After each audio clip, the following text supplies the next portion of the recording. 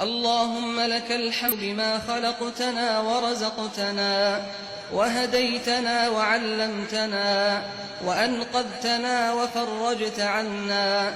لك الحمد بالإيمان، ولك الحمد بالإسلام، ولك الحمد بالقرآن، ولك الحمد بالأهل والمال والمعافاة. كبت عدونا وبسطت رزقنا وأظهرت أمننا وجمعت فرقتنا، ومن كل ما سألناك ربنا أعطيتنا، فلك الحمد على ذلك حمدا كثيرا.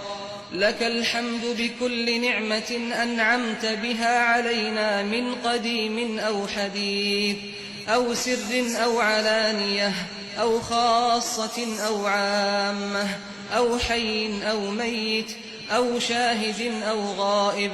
لك الحمد حتى ترضى، ولك الحمد إذا رضيت.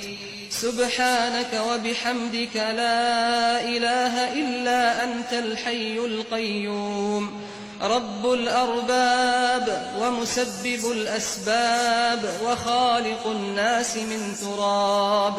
لا إله إلا أنت، أجود من سئلت وأوسع من أعطيت وأرأف من ملكت.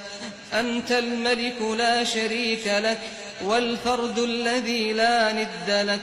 كل شيء هالك إلا وجهك، لن تطاع إلا بإذنك، ولن تعصى إلا بعلمك.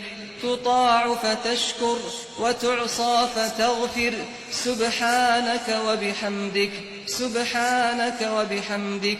اللهم اهدنا فيمن هديت، وعافنا فيمن عافيت، وتولنا فيمن توليت، وبارك لنا فيما أعطيت، وقنا واصرف عنا شر ما قضيت، فإنك تقضي ولا يقضى عليك، وإنه لا يذل من واليت ولا يعز من عاديت. تباركت ربنا وتعاليت.